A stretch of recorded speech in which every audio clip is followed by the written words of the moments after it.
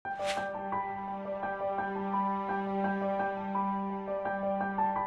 masa ini, banyak teori dan hipotesa dari penelitian-penelitian kedokteran yang semakin membuka pengetahuan kita untuk dapat menentukan jenis kelamin calon bayi.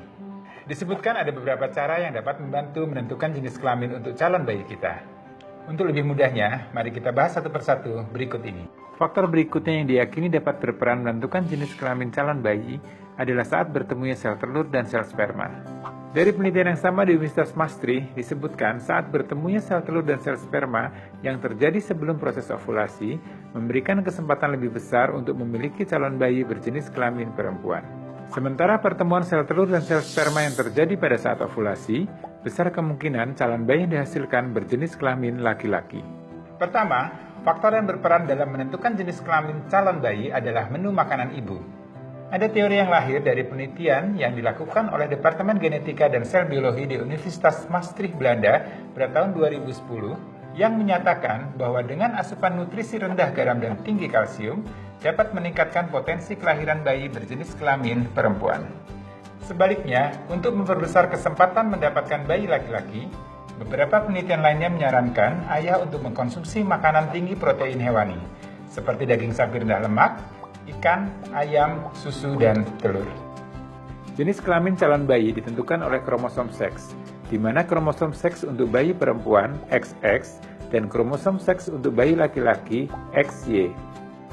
Pada prinsipnya, sel sperma terdiri dari dua jenis kromosom, yakni kromosom X dan kromosom Y.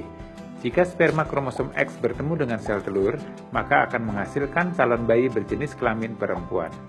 Demikian juga sebaliknya, sel sperma dengan kromosom Y yang bertemu dengan sel telur akan menghasilkan calon bayi laki-laki. Sel sperma dengan kromosom X memiliki kemampuan berenang lebih lambat, namun lebih tahan asam. Sebaliknya, sel sperma dengan kromosom Y memiliki karakteristik berenang lebih cepat, namun tidak tahan asam. Pada prinsipnya, kondisi alami lendir vagina bersifat asam. Kondisi ini membuat sel sperma dengan kromosom Y menjadi lebih mudah mati. Faktor berikutnya yang diyakini dapat berperan menentukan jenis kelamin calon bayi adalah banyaknya lendir vagina saat hubungan suami istri. Sebelum menjelaskan lebih jauh, ada baiknya kita telusuri terlebih dahulu apa yang menjadi faktor penentu jenis kelamin pria dan wanita pada calon bayi.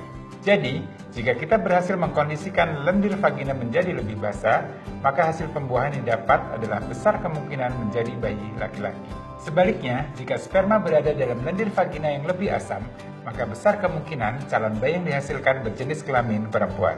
Maka diperlukan kerjasama yang baik antara ibu dan ayah untuk menentukan posisi hubungan suami istri mana yang lebih mudah menghasilkan lendir vagina sebelum proses ejakulasi terjadi. Terakhir, faktor yang menentukan jenis kelamin calon bayi adalah saat bertemunya sel telur dengan sel sperma atau yang disebut dengan saat pembuahan. Dan itulah beberapa faktor yang sering disebut-sebut sebagai faktor utama penentu jenis kelamin calon bayi. Meskipun demikian, seluruh informasi tersebut masih bersifat hipotesa dan teori, sehingga memerlukan serangkaian penelitian lebih lanjut untuk memastikannya. Namun, tidak ada salahnya untuk mencoba. Silakan mencoba.